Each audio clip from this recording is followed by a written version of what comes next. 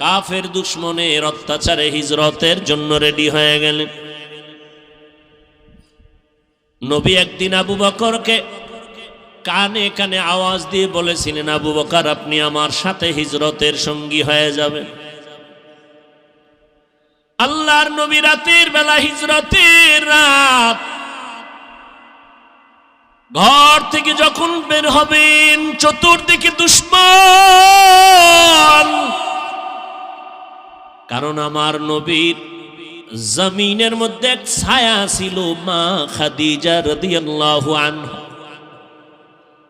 যেই খাদিজার কথা নবী ভুলতে পারেন না।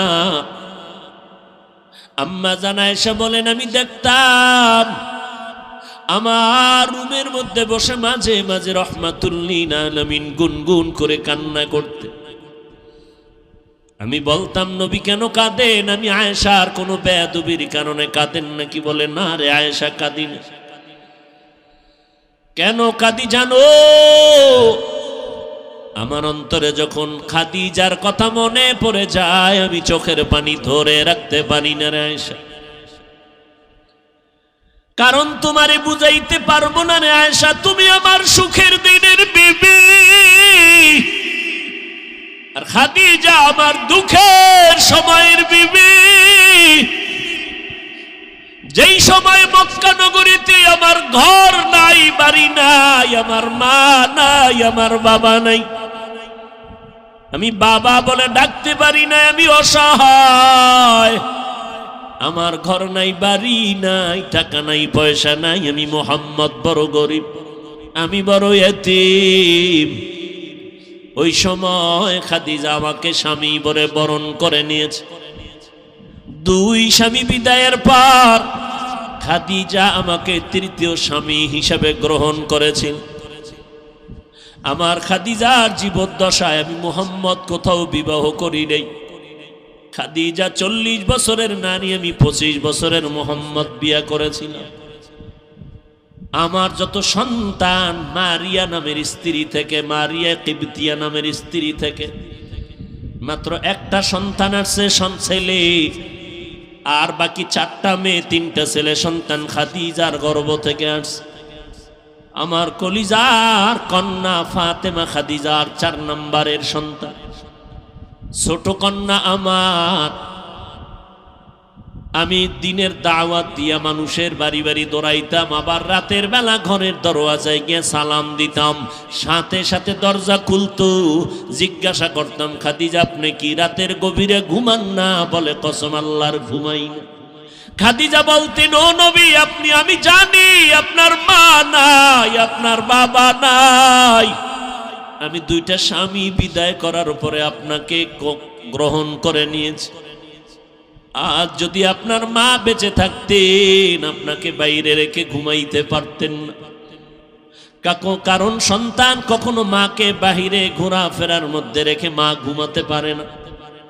ও সন্তানেরা, তুমি জানো না যে তোমার মা তোমার অপেক্ষায় বসে আছে। টাইমের একটু বেশি হয়ে গেলে মায়ের কলিজা আঘাত করে, কই গেল আমার সন্তান? টেলিফোন নিয়ে ব্যস্ত। এরে বাবা কই গেছো? আয় আয়, আমি মা তোর অপেক্ষায় আছি, খানাও খাই নাই, ঘুমাই নাই। ওই খাদিজা আমাকে সান্ত্বনা দেয়, ও নবী আপনি যতক্ষণ ঘরে আসেন না, আমি খাদিজার দরওয়াজার কিনারায় দাঁড়ায় অপেক্ষা করি, নবী আসবেন। আমি এই পর্দার আড়ালের আম্মা জান, আপনারা তো খাদিজা না, তবে খাদিজার মতো একজন নারী কই আপনার স্বামীর খেদমত? আপনি জানেন না আপনার স্বামী দিনরাত্র কত কষ্ট করে কামাই করে আপনার ঘরে পৌঁছাইয়া দেয়। আপনার স্বামী কত কষ্ট করে, খানা পায় না, ঘুম নাই। আপনি জানেন না ঘরের মধ্যে বসে আবদার করলেন, আমারে শাড়ি দাও, কাপড় দাও, জামা দাও, এইটা দাও, সেইটা দাও। অনেক স্বামী আছে টাকা না থাকলেও স্ত্রীকে বুঝতে দেয় না, বন্ধু বান্ধবের থেকে ধার কইরা কইরা মনের আশা পুরাইয়া স্ত্রীকে দিতে থাকে। কিন্তু বিবি তুমি জানো না তোমার স্বামী কেমন দরদি, কেমন কষ্ট করে তোমার মন রক্ষা করে।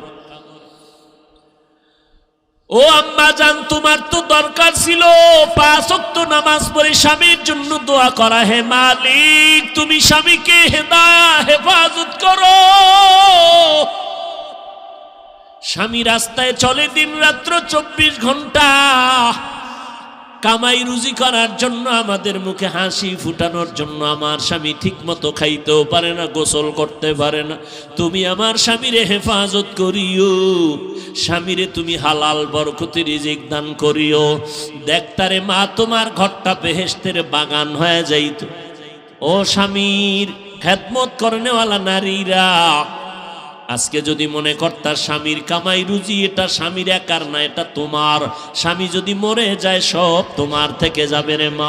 এই চিন্তা যদি ঘরের নারীরা করত, তাহলে স্বামীর মাল স্বামীকে না জানাইয়া বন্ধু বান্ধবের পাল্লায় পরে খরচ করত না। কত আম্মা জানেরা স্বামীর টাকা পয়সা অন্য বন্ধু বান্ধবের দিয়া দেয়, স্বামী জানেও না, চুরি কইরা কইরা স্বামীরে ফকির বানাইয়া দেয়। এক সময় দেখা যায় ওই মহিলা ফকির হইয়া রাস্তায় ঘুরে।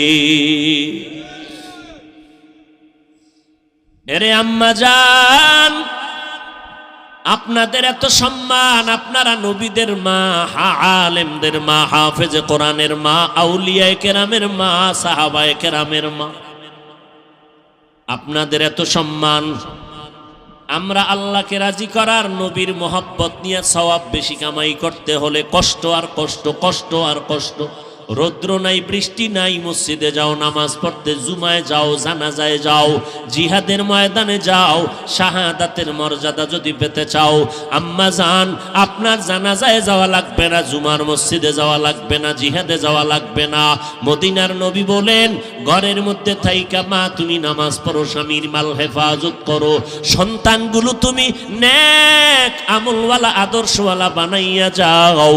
ওই পুরুষেরা বাইরে গিয়া যত সওয়াব পাবে, আম্মা জান ঘরের মধ্যে থেকে আল্লাহ তোমাকে সেই সওয়াব দিয়ে দিবে।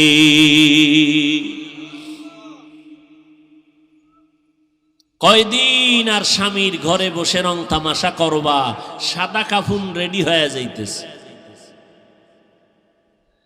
যেদিন তোমার বাড়ির দরজা আজরাইল বাঁশিতে সিগন্যাল দিয়া দিবে, কই পালাইবারে আম্মা জান, ছেলে মা মা বলে কাঁদবে আর জবানে আওয়াজ হবে না রে মা। তোমার কাপড় খুলে সবাই 5টা সাদা কাপড়ের প্যাকেট বানাইয়া যখন কবরে নিবে, বাচ্চাগুলো আম্মু আম্মু বলে চিল্লায় কাঁদবে, মা তুমি আর জবাব দিতে পারবা না। তোমার বাচ্চাগুলো এতিম। ঈদের সময় সব সন্তানেরা মা বাবাকে নিয়ে আনন্দ করবে, তোমার সন্তান আনন্দ পাবে না, কারণ ও মা হারা, ডানে বামে মাকে পাবে না। যার মা নাই, যার বাবা নাই, তাকে জিজ্ঞাসা করিয়া দেখো মা কত বড় সম্পদ, বাবা কত বড় সম্পদ। যার বাবা নাই তাকে জিজ্ঞাসা করো, বাবা বিছানায় পড়ে আছে, কোথাও যাইতে পারে না, এরপরেও সন্তানের একটা শক্তি মনে করে দুনিয়াতে একটা ঢাল আমার এখনো আছে। যার বাবা নাই মনে হয় যেন অসহায় হয়ে গেল। যার মা নাই ঘরের দিকে তাকাইয়া চোখের পানি ফেলে আর কান্না করে। এই সন্তানেরা, ওই মা বাবারে যারা পাইয়াও এখনো সম্মান করো না, মা বাবার দোয়া নিতে পারো না, এখনো পারো না, কপাল মন্দ তোমার রে বাবা। এখনো সময় আছে, যদি মা বেঁচে থাকে ঘরে যাইয়া মাকে সালাম দিও আর বলিস ও মা মাথায় হাত। জাআলাশ শামসা ওয়াল কমারা বিহুসবান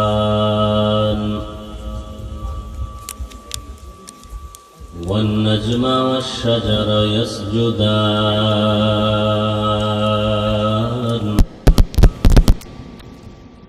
وفضل زمانا على زمان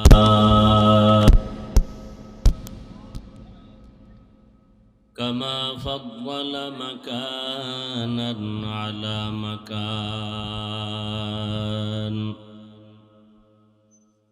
وإنسانا على إنسان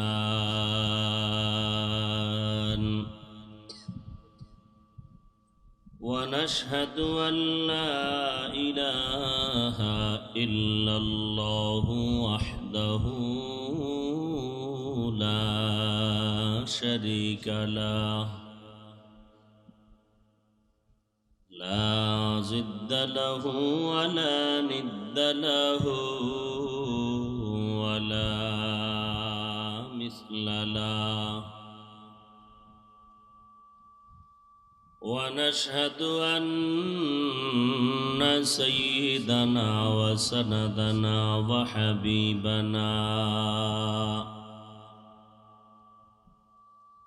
وحبيب ربنا وطبيبنا وطبيب قلوبنا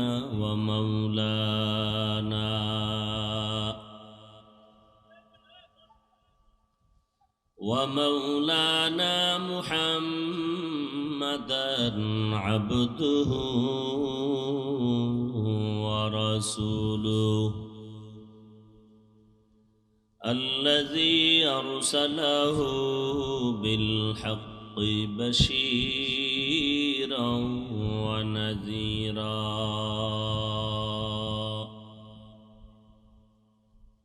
وداعيا إلى الله بإذنه وسراجا منيرا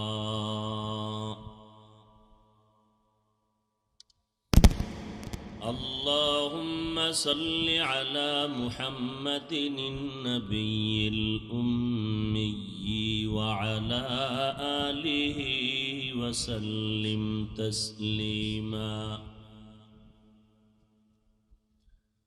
وبعد فأعوذ بالله من الشيطان الرجيم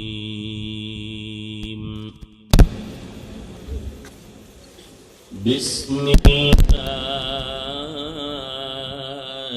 الرحمن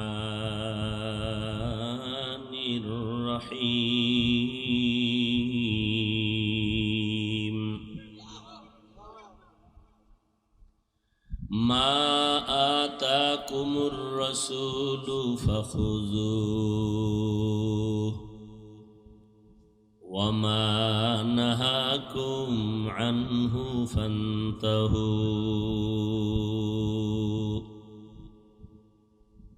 وقال النبي صلى الله عليه وآله وسلم تركت فيكم أمرين لن تضلوا ما تمسكتم بهما كتاب الله وسنة رسوله أو كما قال النبي عليه الصلاة والسلام صدق الله مولانا العظيم وصدق رسوله النبي الأمي الكريم ونحن على ذلك من الشاهدين والشاكرين والذاكرين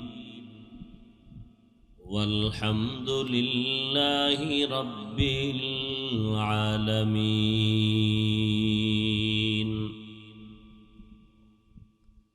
سبحانك لا علم لنا إلا ما علمتنا إنك أنت العليم الحكيم رب اشرح لي صدري ويسر لي أمري واحلل عقدة من لساني يفقه قولي تکبیر میں کلمہ میں نمازوں میں اذا میں तकबीर में कलमा में नमाजों में अज़ा में है नाम इलाही से मिला नाम मुहम्मद, है नाम इलाही से मिला नाम मुहम्मद।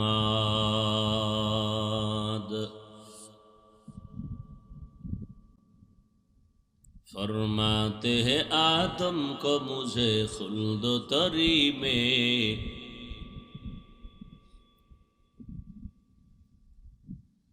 फरमाते हैं आदम को मुझे खुल्द तरी में, लिखा हुआ तो बाप मिला नाम मुहम्मद, लिखा हुआ तो बाप मिला नाम मुहम्मद।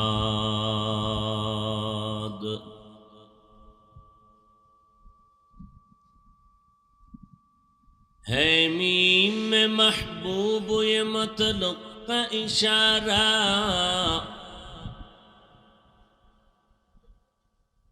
है मीम में महबूब ये मतलब का इशारा, फिर क्यों ना हो महबूब खुदा नाम मुहम्मद, फिर क्यों ना हो महबूब खुदा नाम मुहम्मद आलैहि वसल्लम। নবীর উপরে দরুদ পড়েন না কেন? আপনারা নবীর আশিক না? দীর্ঘ সময় আপনারা হযরত উলামায়ে কেরামদের পবিত্র জবানে কোরআন সুন্নাহ ভিত্তিক দিক নির্দেশনামূলক আলোচনা শুনতেছিলেন। আমি পরিশেষে আপনাদের দোয়া নেওয়ার আশায় সংক্ষিপ্ত কিছু কথা বলার নিয়তে কোরআনে হাকিমের এক আয়াতাংশ তিলাওয়াত করেছি। রাসূল আরবি সাল্লাল্লাহু আলাইহি ওয়া আলিহি ওয়াসাল্লামের অসংখ্য অগণিত অমীয় বাণী হাদিস শরীফের মধ্য থেকে একটি হাদিস পড়েছি। ইখলাস ও রুহানিয়তের সমন্বয়ে কিছু কথা বলার মতো, শুনবার মতো আমাকে আপনাদের সবাইকে আল্লাহ পাক তৌফিক দান করেন। মা আতাকুমুর রাসূলু ফাখুযুহু, আল্লাহ বলেন ওই সমস্ত জিনিস যা রসুল নিয়ে আসছেন তা আঁকড়ে ধরো। ওয়ামা নাহাকুম আনহু ফান্তাহু, এবং ওই সমস্ত জিনিস থেকে তোমরা ফিরে যাও, রসুল যার থেকে ফিরতে বলেছেন। নবীজি বলেন আমি বিদায় বেলা দুটো জিনিস রেখে গেলাম, তোমরা আঁকড়ে ধরলে কোনোদিন ভুলেও বিপদে পড়বে না। লান তাদিল্লু মা তামাসসাকতুম বিহিমা, কখনো তোমরা বিপদে পড়বে না যদি ওই দুই জিনিস আঁকড়িয়ে ধরো। অক্টোপাসের মতো কিতাব আল্লাহ ও সুন্নাত রাসূলি, প্রথম আল্লাহর কিতাব কোরআন, দ্বিতীয় রসুলের সুন্নত। বর্তমান আরবি মাস রবিউল আউয়াল, রসুলের আগমনের মাস, বিদায়ের মাস। সৃষ্টির শ্রেষ্ঠ নবী পৃথিবীতে আগমন করেছিলেন রবিউল আউয়ালে, পৃথিবীর থেকে বিদায় নিয়েছিলেন রবিউল আউয়ালে। মধ্যখানে সময় কাটলো 63 বছর।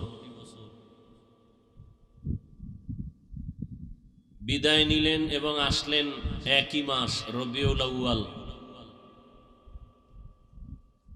দিন ছিল সোমবার। আগমন সকালে, বিদায় বিকালে।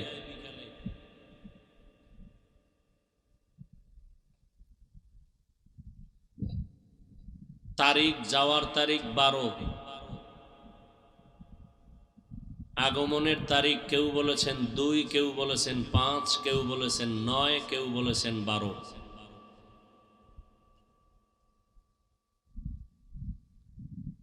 তাহলে মাস নিয়ে কোনো দ্বিমত নাই, দিন নিয়ে কোনো দ্বিমত নাই, যাওয়ার তারিখ নিয়ে দ্বিমত নাই, আগমনের তারিখ নিয়ে দ্বিমত। নবী কি নিয়ে আসলেন, কি রেখে গেলেন, এটাই আমাদের আলোচনার বিষয়। এখান থেকে আমাদের অর্জনের বিষয়। তাহলে রসুল আসলেন দুনিয়াতে কোন মাসে? বিদায়, বার, সবাই বলেন। যাওয়ার তারিখ 12ই। আশাকে আরবিতে বলে মিলাদুন নবী, বিদায়কে বলে ওয়াফাতুন নবী, মাঝখানের 63 বছরের নাম সিরাতুন নবী। কোনটা মানবেন না বলেন?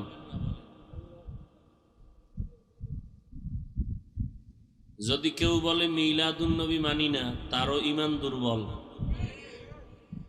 যে বলে ওয়াফাতুন নবী মানি না, তারও ঈমান দুর্বল। যে বলবে সিরাতুন নবী মানি না, তার ঈমানই নাই।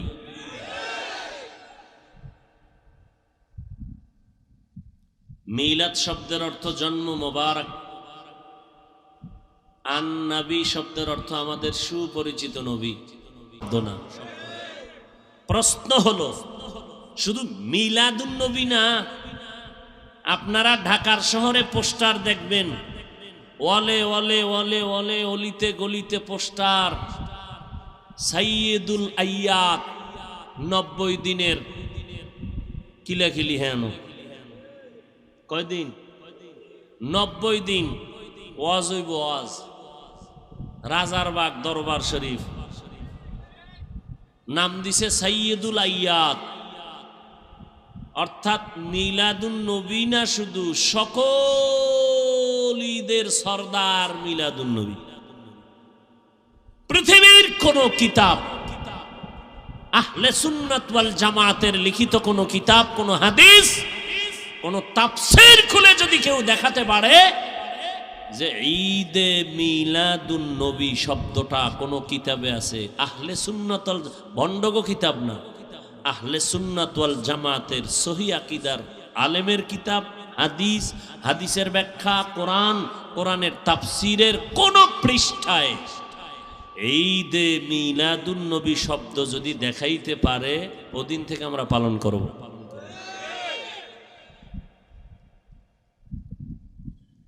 কি আছে কোথাও? আমরা বলতেছি নাই, আপনার জানা থাকলে বলেন। আছে? পৃথিবীর কোন হাদিসে নাই, হাদিসের ব্যাখ্যার কিতাবে নাই এই শব্দ লেখা, ঈদে মিলাদুন নবী। তাহলে এটা কারা করলো? ঈদ বাড়াইলো কারা? বাড়াবাড়ি করে যারা। বাড়াবাড়ি মানি তো বাড়ানো, বাড়াবাড়ি করার মানে কি? তাহলে মিলাদুন নবীর সাথে ঈদ বাড়াইছে, অথচ বাড়াবাড়ি করার কোনো সুযোগ। আল ইয়াউমা আকমালতু লাকুম দীনাকুম ওয়া আতমামতু আলাইকুম নি'মাতি ওয়া রাদিতু লাকুমুল ইসলাম দীনা। দিন ধর্ম আল্লাহ সিল মেরে দিলেন, এখানে আর কোনো বাড়ানো নাই, কমানোর কোনো সুযোগ নাই। আমি আল্লাহ মুহাম্মদের দিয়ে 23 বছরের প্রেসক্রিপশন তৈরি করে দিলাম। আরে দুনিয়ার মানুষ, কিয়ামত পর্যন্ত তোমরা যারা চলতে চাও সঠিক পথে, মুহাম্মদের দেওয়া প্রেসক্রিপশনটাকে ফলো করে চলবা। এই প্রেসক্রিপশন বাড়ানো যাবে না, কমানো যাবে না, সিল লাগায় দিলাম। আমার নবী খাতামুন নবিয়্যিনের সিল লাগায় দিলেন। নবীজির প্রেসক্রিপশন কিয়ামত পর্যন্ত চলবে। যারা ফলো করে তারা ঔষধ দিবে, তারা জান্নাতি। যারা নবীর প্রেসক্রিপশন উল্টা পাল্টা বাড়াবে কমাবে, তারা গোমরা হয়ে যাবে। তাহলে আলেমগো কাজ কি? আলেমদের কাজ হলো বাড়ানোরও সুযোগ নাই, কমানোরও সুযোগ নাই। নবীর দেওয়া 23 বছরের প্রেসক্রিপশন উম্মতের বুঝাইয়া বুঝাইয়া ঔষধ দিবে। এলমেরা এজাজো করদান বেহিসাব, খলকেরা দাদান জওয়াবে বাসওয়াব, হক না দারদ দোস্তে খলকা জারেরা, নিস্তে ই খসলত একে দিনদারেরা। মিলাদুন নবী মানে জন্ম মোবারক। বলেন নবীর জন্ম হয়েছিল কয় বছর লাগাইয়া? কথা হয় না, না পারলেও তো বলবেন ভারী না। জন্ম হয় মানুষের 3 দিন, কয়বার বলেন না কেন ভাই? একবার। আমার নবীর জন্ম কিবার? জোরে বলেন। আমার নবীর মিলাদুন নবী মাত্র একবার, সোমবার রবিউল আউয়ালে জন্ম হয়েছে একদিন। নবীর মিলাদ একদিন, আর সিরাতুন নবী হলো 63 বছর।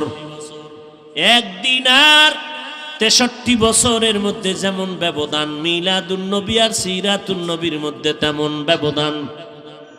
মিলাদুন নবী নবীর জন্ম মোবারকের আলোচনা করা নফল, সিরাতুন নবী নবীর আদর্শের আলোচনা করলে হবে না, পালন করা ফরজ। সিরাতুন নবী মানে কোরআন, নবীর সিরাতুন নবী হলো নামাজ, সিরাতুন নবীর অর্থ হলো রোজা রাখো, সিরাতুন নবী অর্থ হলো পর্দা করো। এগুলো নফল না ফরজ? নফলি আর ফরজের মধ্যে যেই ব্যবধান, মিলাদুন নবী আর সিরাতুন নবীর মধ্যে সেই ব্যবধান। মিলাদুন নবীর আলোচনা নফল, সিরাতুন নবীর আলোচনা হলো ফরজ। আলোচনা না পালন করা ফরজ। এরে নবীর আশেক, নবীজির সিরাতুন নবী, নবীর আদর্শ। আম্মাজান আয়েশা রাদিয়াল্লাহু আনহার দরবারে বড় বড় কয়েকজন সাহাবায়ে কেরাম প্রশ্ন করলেন, আম্মাজান আয়েশা, নবীজির আদর্শ সম্পর্কে আমাদের বয়ান করেন। আম্মাজান আয়েশা রাদিয়াল্লাহু আনহা 6 বছরে নবীর সাথে বিয়া, 9 বছরে নবীর ঘরে আসলেন। 18 বছর যখন আম্মাজানের বয়স, তখন আমার নবী বিদায় নিয়ে গেলেন। হিসাবটা বুঝে থাকলে বলেন, নবীর সাথে ঘর করলেন কয় বছর? 10 বছর, মাত্র 9 বছর। এই 9 বছরে আম্মাজান নবীজির বরকত এতটাই পাইলেন, প্রায় 2000-এর উপরে হাদিস আম্মাজান মুখস্থ করে ফেললেন। সাহাবায়ে কেরামদের মধ্যে বড় বড় বড় বড় ইলমওয়ালা যারা, কঠিন কোনো সমস্যায় যদি পড়ে যাইতেন, সমাধানের জন্য আম্মাজান আয়েশার দরবারে যাইতেন। আম্মাজান আয়েশা এমন সমাধান দিতেন, সাহাবায়ে কেরামদের মাঝে কোনো বিরোধ আর থাকতো না। আম্মাজান আয়েশা রাদিয়াল্লাহু আনহাকে উল্লেখযোগ্য সাহাবায়ে কেরাম প্রশ্ন করলেন, আম্মাজান নবীর আদর্শের বয়ান করেন। আম্মাজান উল্টা প্রশ্ন করলেন, আফাতাকরাউনাল কুরআন।